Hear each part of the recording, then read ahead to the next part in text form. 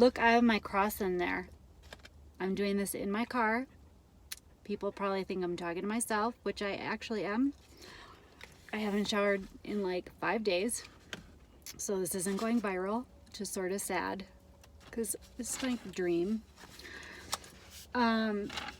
So I sent you an email, and the reason why I wanted to tell you about this is because I think, it's just, that's kind of gross too, to do that if it was going to go viral, right? I think having a background mostly in meditation and Buddhism myself, my prayer background was really lame. It was like rote prayer, like, dear Lord, giving thanksgiving, or, asking for things, or blessing people, or whatever. It's like a kid's way to pray. And then, other than that, it's just the stuff we did at the meditation center. Clear the mind, clear the mind, clear the mind, which is sort of, it's hard. And as I later learned, for when you're dealing with anxiety or a great deal of stress, is not the best approach. I would probably never use that with my guys downtown. And it doesn't work well for me either, especially when I'm really wound up. Like, clearing my mind is not going to happen in 20 minutes. I mean, I guess if I could do an hour a day, and it is a practice and you build towards it, but whatever. So I had this class where, through all my classes, I've learned like all these different methods of prayer, and they're Christian in heritage, I guess. I don't know what you would say, origination, but you can use them with any books. I think you just have to use some sort of spiritual book that worked for you. I couldn't say that I know any. Like, you could use maybe like the Prophet, or you can really use anything. I don't know, like poems or something. Like, I really love Rumi. You could probably do it with Rumi. Or any good book. I even think you could, like, this is the Henry Nouwen's The Wounded Healer. This is a good one. So there's Lectio Divina, which is a 5-step prayer process. And I don't remember, like, I'm not big at remembering the steps. So I brought my paper. I am going to email these to you. So I'm just going to go through, I don't want to make this too long, tedious to listen to me. So relax, read, reflect, respond, rest. I should know those, but I don't.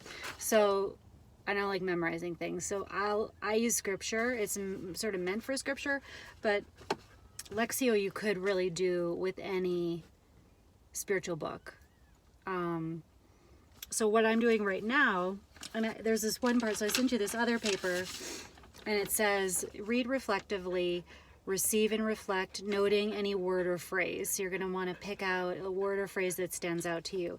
And then you ponder that phrase, or what this says in this thing, like chew on it, which I love. That's so great. So I'm reading the Gospels right now, and or you could do like the Psalms if you wanted to do the Bible. But I'm on the do not worry in Matthew.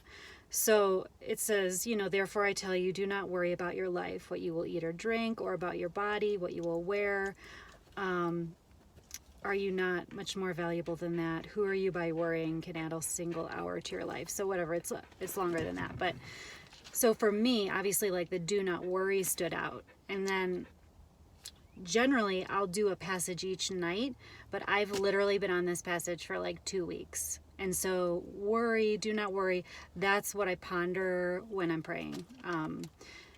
And whatever comes up, I'll journal that or do whatever with that. So I'm kind of working with that, and then I work with it throughout the day, like that, because obviously that's a big thing for me. So trusting in God and letting go and all that stuff, surrender and all that kind of stuff. So I've actually just stayed with this passage, which, you can do however you want to do it. So another thing I thought of too is I have this, so that's really fast, Lectio. Look at the paper. It tells you how to do it.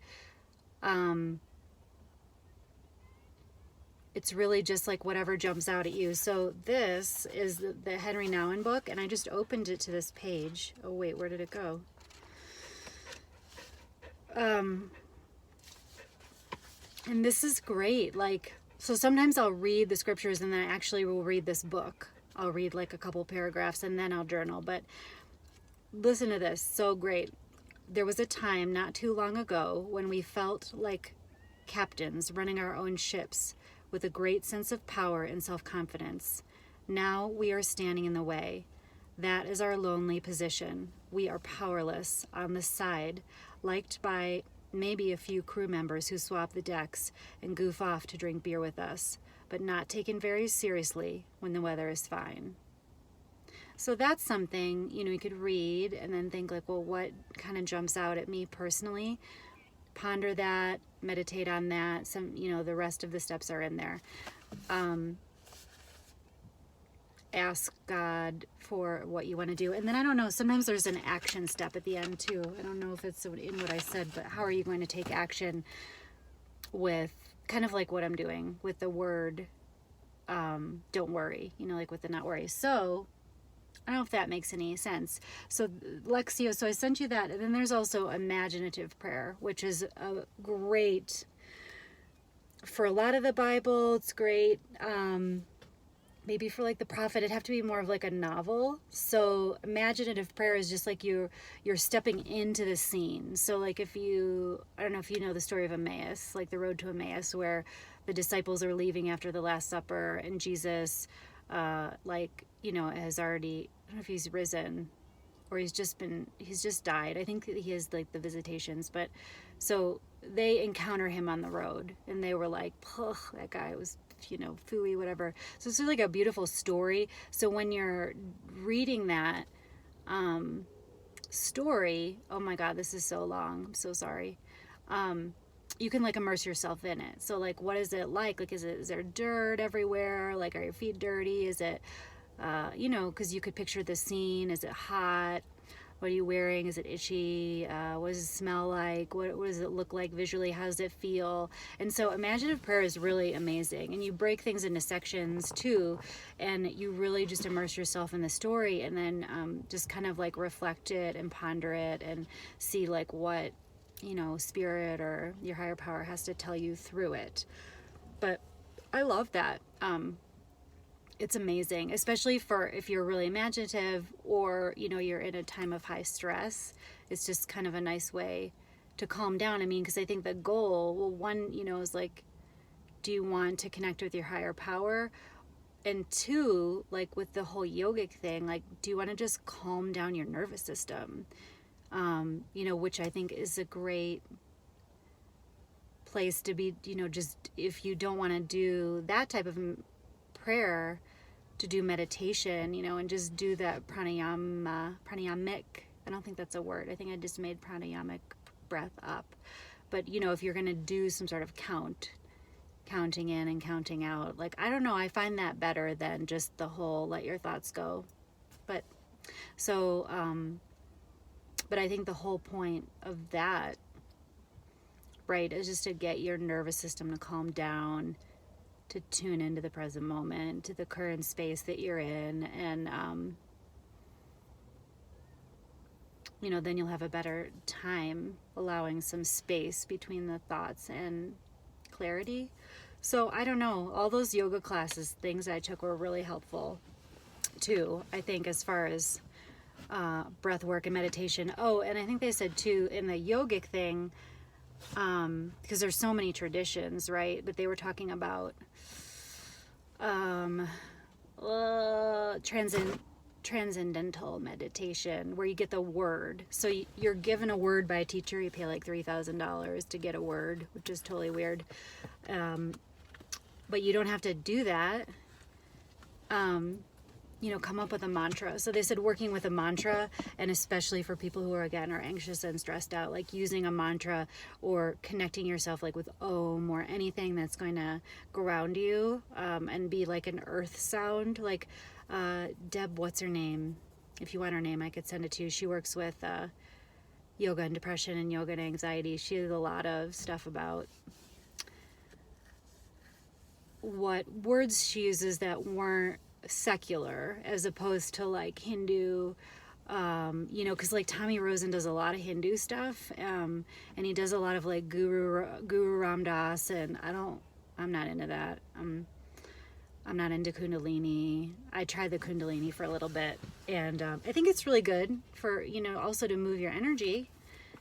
So you could try that too, because the Kundalini stuff is a whole different ball game. But I like that one that lady was saying where she uses in her practice, because it's secular, more just like earth type words that are good. And you probably know all this, especially the yoga stuff. So that's the end of my video, my tutorial. I don't know if it made any sense. You have to read the handouts, and I probably have to go slower, but I hope you look up those things if you want to try something different. I just know that I didn't know about those things until probably the past few years. And they've been so helpful, I think, to just deepen my experience, bring my experience throughout my day. Because sometimes I only do 10 minutes at night. But, you know, is it changing my brain? Is it like Buddhist? I don't know. I don't know what the hierarchy around this stuff is. What's better?